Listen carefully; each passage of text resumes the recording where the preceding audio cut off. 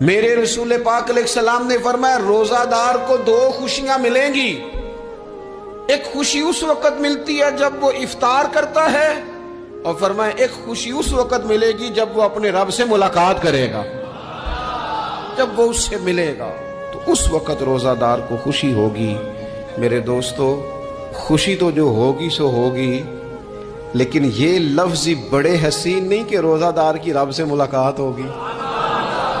یہی لفظ بڑے با کمال نہیں.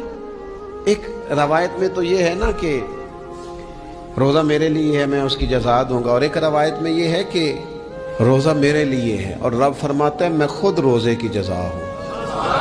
یعنی باقی نیکیوں پر ثواب ملے گا، روزہ رکھنے والے کو رب رحمان ملے گا.